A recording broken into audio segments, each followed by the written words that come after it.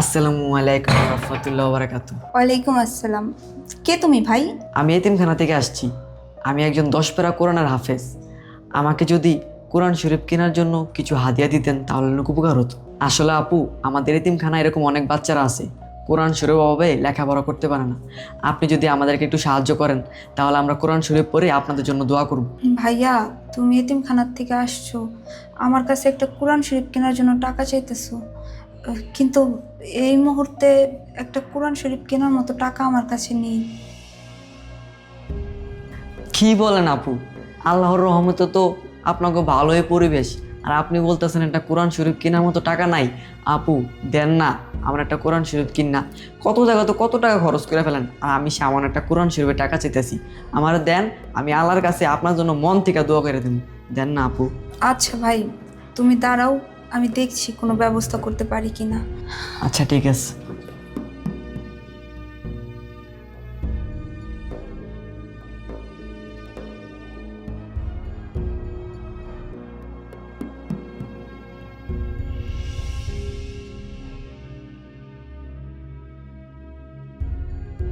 আমার কাছে 100 টাকাই ছিল, কতদিন ধরে রেখে দিছি।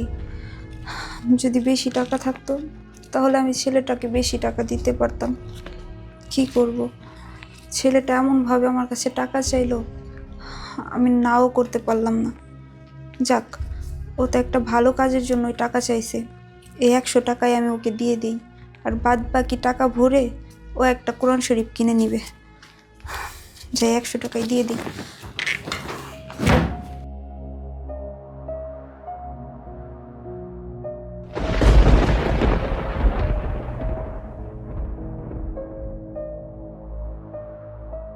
আপু 100 টাকা দিলেন, একটা কোরআন শরীফ কেনার হাদিয়াও তো দিলেন না।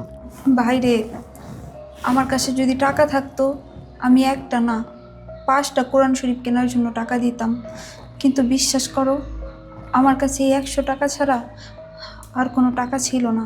আচ্ছা ঠিক আছে আপু, আপনার এই 100 টাকায় একদিন হাসরের মাঠে লক্ষ কোটি টাকার সওয়াব হয়ে দাঁড়াবো। আপু সারাদিন না কিছু খাই নাই, পেটে খুব ক্ষুধা লাগছে, গলাটাও শুকিয়ে গেছে, আমার একটু পানি খাওয়াইবেন? আল্লাহ, এখন আমি কি করব?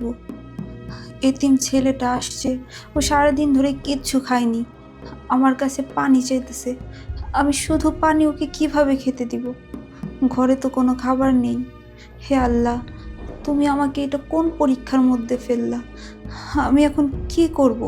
কি হলো আপু, পানি খাওয়াবেন না? পানি খাবা? আচ্ছা, আসো ভেতরে আসো।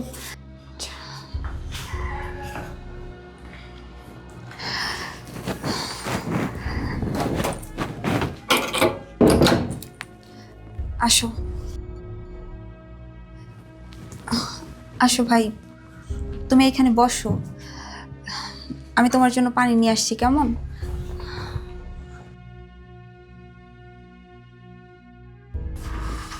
নাও ভাই, এই পানিটুকু খাও, আর এই বিস্কিটগুলো খাও। ঘরে আর কোনো খাবার ছিল না, থাকলে তোমাকে দিতাম। না না আপু, কোনো সমস্যা নেই, আমার বিস্কুটই হইব। আচ্ছা তুমি খাও।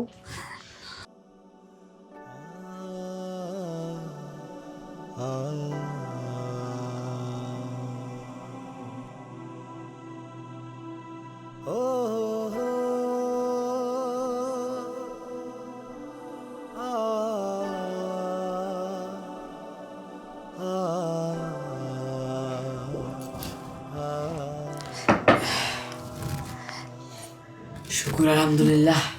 কি হলো ভাই, ওই 2টা বিস্কিটও খাও। কি রে হারামজাদি, তোর কত বড় সাহস! কারে জিজ্ঞেস করে তুই বিস্কুট আনছস? আবার মানুষ ঘরে যায় কেন বিস্কুট খাওয়াইতেছস? আম্মা, এই ছেলেটা এতিম মাদ্রাসার থেকে আসছে, ও ক্ষুধার্ত। আমি পুরো ঘর খুঁজছি, কোনো খাবার পেলাম না, এই 3টা বিস্কিট পাইলাম, তাই এই 3টা বিস্কিট এনে ওরে দিছি খাইতে। ও রে বাবা রে বাবা, এতিমের জন্য দরদ উতলায় পড়তাছে না? আরে তুই তো না খাইয়া থাকোস, হ্যাঁ? আবার এতিমদের খাওয়াস? এই তোর বাপে কি কিনা দিয়ে গেছে বিস্কুট? তুই আমাদের জিজ্ঞাসা যে বিস্কুট আনছস? হারামজাদি অলক্ষী অপায়া তোর বিয়ে করে আনার পর থেকে আমার সংসারে অভাব অনটন লাইগাই রয়েছে। আমার পুরো 9 মাস ধরে চাকরি নেই, আমরা না খায়া রয়েছি সবাই। আর তুই কি করছস? মাই ছেলে না বিস্কুট খাওয়াস, আর তুই তো না খায়া থাকিস রে ফকিন্নির বাচ্চা। তোর বাপের বাড়ির থেকে তো কিছু আনতে পারিস না। কিছুদিন পর দেখা যাবো কি আমরা সব কিছু বেচা বেচা খাইতেছি। হারামজাদি বিস্কুটটা থাকলে তো আমি খাইতে পারতাম, পানি খাইতে পারতাম বিস্কুট খায়া। তুই করছসটা কি? আম্মা, ইসলামে বলা আছে ঘরে কোনো ক্ষুধার্ত মুসাফির আসলে তাকে খালি মুখে ফিরাতে হয় না। রে বাবা রে বাবা, কি আমার হাদিস দাইতাছে রে, হাদিস দাহায়। ওই এত হাদিস যে দাস, আমার ঘরে কি হইতাছে, আমার ঘরে কি উন্নতিটা হইতাছে? হ্যাঁ দেখা কি আছে আমার ঘরে? কি টাকা পয়সা কিছু আছে? যাও আছে সব শেষ, সব শেষ হয়ে যেতেছে। তোরে আনার পর থেকে কিনলে গেছে আল্লাহ, তোরে যে বিয়া করে আনছিলাম আমার বাড়িতে, একটা অলক্ষী অপয়া, এই বাড়িতে আসার পর থেকে আমার ঘরে অভাব অনটন রয়েছে। এখন আমরা না খাইয়া থাকি এই হারামজাদির লেগা। কিনলে গেছে যায় নাই বাড়ি থেকে।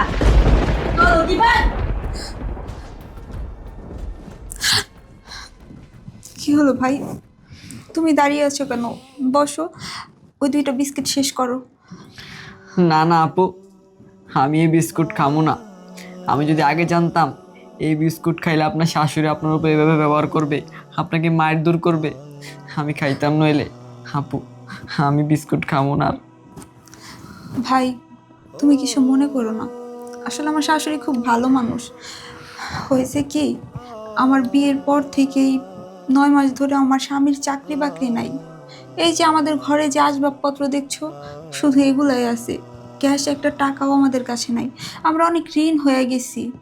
এই জন্য আমার শাশুড়ি ভাবে আমি এই বাড়িতে আসার পরের থেকেই অলক্ষী লাইগা রয়েছে, আমি একটা অলক্ষী। এই জন্য উনি আমার সাথে এরকম ব্যবহার করছে। তুমি কিছু মনে করো না ভাই, তুমি বিস্কিট খাও। আপু, তাহলে তো মনে হয় আপনাদের সংসারে অনেক অভাব। আপনি একটা কাজ করেন, আমাকে যে 100 টাকা দিয়েছেন এই টাকাটা আপনি রাইখা দেন আপু, আপনাকে সংসারে কাজে লাগান। না না ভাই, এই টাকা আমার শাশুড়ির না, এই টাকা আমি তোমাকে দিছি। এই টাকাটা তুমি তোমার কাছেই রাখো।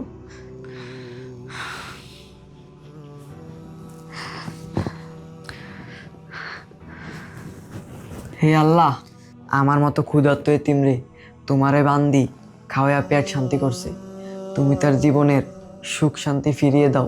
হে রাব্বুল আলামিন, শুনলাম এই পরিবারটা অনেক অভাব অনটনে আছে, তুমি তাদের সকল অভাব অনটন দূর করে দাও।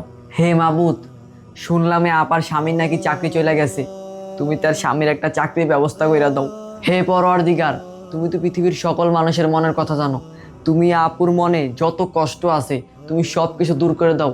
এই আপুর সংসারে তুমি শান্তি ফিরিয়ে দাও মাবুদ। হে আল্লাহ, আমি একজন পাপিষ্ট বান্দা, আমি জানি না তুমি আমার ফরিয়াদ কবুল করবে কিনা, তারপর আমি তোমার কাছে 2 হাত তুলে মোনাজাত করতেছি, তুমি এ পরিবারের উপর খাস রহমত নাজিল করো। আল্লাহুম্মা আমিন। আপু, তাহলে আজকে আমি আসি। আল্লাহর উপর ভরসা রাখেন, আল্লাহ তার প্রতিটা বান্দাকে পরীক্ষা করে। সুবহানাল্লাহ, সুবহানাল্লাহ।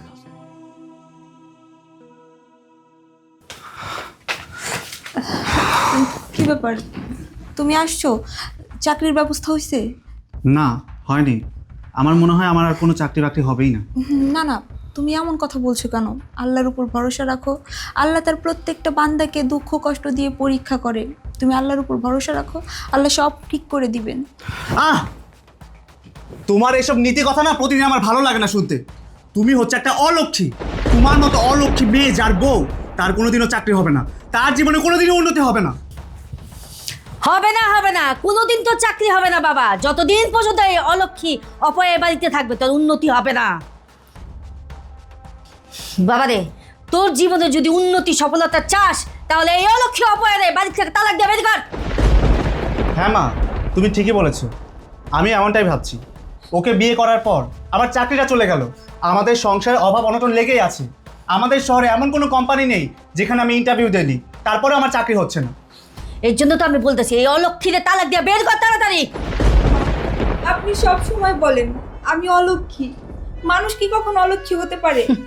আপনি বলেন, আপনার ছেলে বিয়ে করে আমাকে এই বাড়িতে আনার পরেই আপনার ছেলের চাকরি চলে গেছে, আপনার ছেলের চাকরি হচ্ছে না। মা, আমরা তো সবাই আল্লাহর সৃষ্টি, আল্লাহর সৃষ্টি, মানুষ কি কখনো অলক্ষী অপয়া হতে পারে? হ্যাঁ, তুই অলক্ষী, অলক্ষী। আপনার মেয়ে আপনার বাড়িতে রেখে দেন। ওর সাথে আমি সংসার করবো না। কেন বাবা কি হয়েছে? কি হয়েছে? আপনার মেয়ে একটা অলক্ষী অপয়া। আপনার মেয়ের যেই দিন আমি বিয়ে করছি ওই দিনে আমার সংসার অশান্তি নেমেছে, আমার জীবন অশান্তি নেমেছে। আপনার মেয়ের বিয়ে কইরা আমার জীবনের সমস্ত সুখ শান্তি সব শেষ হয়ে গেছে, আমার কোনো আয়ন নিতে নাই।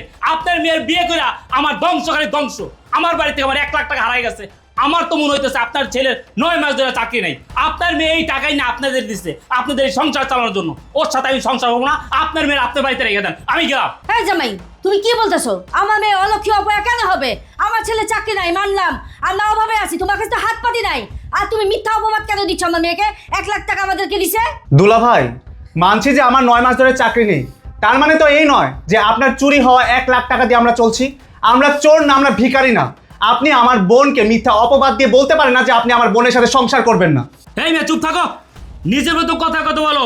অলক্ষী অপয়া, তোমার বোন কি দোয়া তুলছি হতা নাকি? হ্যাঁ, তোমার বোনের বিয়ে করার পর কি আমার টিনের বাড়ি বিল্ডিং হয়ে গেছে নাকি? রুবেল, তুমি বিশ্বাস করো আমি এই টাকার বিষয়ে কোনো কিছুই জানি না। আমি আমার মা ভাইকে কোনো টাকা পয়সা দেই নাই। তুই যাস নাই, তুই টাকা চুরি করছিস। তুই টাকা চুরি করে তোর মা বাইরে দিছস। এই তুই যদি টাকা না নাস, টাকার কি পাকনা কোথাইছে? উড়ে গেছে কা? হ্যাঁ, তুই টাকা নিছস। কে ফোন দিলে এই সময় আবার? মা ফোন দিছে। হ্যাঁ মা, ওরে আমি অগো বাড়িতে রেখে আইতেছি। ওরে তালাক দিমু, তালাক দিয়ে বাড়ি দিমু। আমাকে বাড়ি ওরে আর নিমু না। না না না, ওরে নিমু কি করতে? কি টাকা পাইয়া গেছো? আচ্ছা ঠিক আছে ঠিক আছে ঠিক আছে মা, টাকা পাইয়া গেছে। রুবেল, আমি তোমাকে অনেকবার বলছি যে আমি তোমাদের বাড়ি থেকে কোনো টাকা নেইনি, তারপরও তোমরা আমাকে বারবার আমাকে দোষারোপ করছো যে আমি তোমাদের বাড়ি থেকে টাকা চুরি করে আমি আমার মা ভাইকে দিয়েছি। তুমি আমাকে অনেকবার বলছো আমি নাকি অলক্ষী অপয়া, আমার জন্য নাকি তোমাদের সংসারে কোনো আয় উন্নতি হয় না। তুমি আমাকে অনেক অপমান করছো, আমি সব কিছু সহ্য করছি, কিন্তু শেষ বেলায় তুমি আমাকে টাকা চুরি করার অপবাদ দিলে। এবার তো বিশ্বাস হলো যে আমি তোমাদের বাড়ি থেকে কোনো টাকা চুরি করিনি। তুমি আমাকে মিথ্যা বলেছ। আমাকে আবার কে ফোন দিল? হ্যালো, আসসালামু আলাইকুম। জি স্যার, আমি শ্রাবণ বলছি। কি বলছেন স্যার? সত্যি? আচ্ছা ঠিক আছে স্যার। আচ্ছা আচ্ছা, আসসালামু আলাইকুম। কি রে বাবা, কে ফোন দিছে? মা, আমি 2.5 মাস আগে একটা প্রাইভেট কোম্পানিতে ইন্টারভিউ দিয়েছিলাম না, সেই কোম্পানি থেকে আমাকে ফোন দিয়েছে। আমার নাকি চাকরিটা হয়ে গেছে, কালকে থেকে জয়েনিং। কি বলিস বাবা, সত্যি? হ্যাঁ মা। আল্লাহ শুকর, আলহামদুলিল্লাহ। আমি বলেছিলাম না আল্লাহর উপর ভরসা করো, আল্লাহ এক সময় সব কিছু ঠিক করে দিবে। আল্লাহ তার প্রত্যেকটা বান্দাকে দুঃখ কষ্ট দিয়ে পরীক্ষা করে। মা, আপনি কিছু বুঝতে পারছেন? হ্যাঁ বৌমা, আমি বুঝতে পারছি। ওই যে তখন এতিম ছেলেটা আসলো না? আরে হ্যাঁ মা, আমি ওই ছেলেটাকে যখন বিস্কিট পানি খাওয়াচ্ছিলাম আপনি এসে আমাকে গালাগালি করলেন, আমার গায়ে হাত তুললেন। আমার মনে হয় কি ওই ছেলেটাকে আল্লাহ তাআলা রহমত হিসেবে আমাদের বাসায় পাঠাইছে। ছেলেটা ওই বিস্কিট পানি খাওয়ার পরে আমাদের জন্য অনেক দোয়া করেছে, আমাদের সংসারের জন্য অনেক দোয়া করেছে, শ্রাবণের চাকরি যেন হয়েছে তার জন্য দোয়া করেছে। আমার মনে হয় কি আল্লাহ তাআলা ওই ছেলেটার মাধ্যমে আমাদের সংসারে খুশির বার্তা পাঠিয়েছেন। তা না হলে দুলাভাই মিষ্টি আপুকে এই বাড়িতে নিয়ে আসে চুরির দায়ে ডিভোর্স দিয়ে এই বাড়িতে রেখে যাওয়ার জন্য, কিন্তু তার মধ্যেই খবর আসে টাকাগুলো নাকি পাওয়া গেছে। আর এইদিকে আপনার ছেলের চাকরির খবরও চলে আসে। মা, আপনি কি কিছু বুঝতে পারছেন? আপনি কি সব কিছু মিলাতে পেরেছেন? হ্যাঁ বৌমা, আমি সব কিছু বুঝতে পারছি, সব কিছু মিলাতে পারছি। ওই ছেলেটা আসলে এতিম ছেলে না, ওটা আল্লাহর রহমত আমাদের বাড়িতে পাঠাইছিল। এসব আল্লাহর সব লীলা খেলা বৌমা। আমি তোমাদেরকে বলেছিলাম না আল্লাহর উপর ভরসা রাখো, আল্লাহ সব ঠিক করে দিবে। দেখলে তো? হ্যাঁ হতে পারে, নয়তো আমার মা কেন বলবে মিষ্টি টাকা চুরি করছে? আরে আমি তো ওর এই বাড়িতে নিয়ে আসলাম ওর এই বাড়িতে রাইখা যাওয়ার জন্য, আর এর মধ্যে আমার মা ফোন দিয়ে বলেছে টাকা পাইছে। সবই আল্লাহর লীলা খেলা। বৌমা, আমি তোমারে সবসময় অলক্ষী অপয়া অনেক কিছু বলছি, তোমারে আমি গায়ে হাতও তুলছি, তুমি আমারে মাফ করে দিও মা। সিসি মা, আপনি আমার গুরুজন, আপনি এসব কি কথাবার্তা বলছেন? আপনি কেন আমার কাছে মাপ চাইছেন? আমি সন্তান, আমি ভুল করতেই পারি, আপনি আমাকে শাসন করতেই পারেন। আর আমি তোমাকে বলেছিলাম না আল্লাহ সবাইকে পরীক্ষা করে, আল্লাহর উপর ভরসা করো, সব ঠিক হয়ে যাবে। দেখলে তো। মিষ্টি, তুমিও মাফ করে দিও। আসলে আমি আমার মায়ের কথা শুনে তোমার সাথে খুব বাজে ব্যবহার করছি, অলক্ষী অপায় বলছি। প্লিজ তুমি আমার মাফ করে দিও। ঠিক আছে, সমস্যা নেই। তুমি তোমার ভুল বুঝতে পারছো, এটাই অনেক।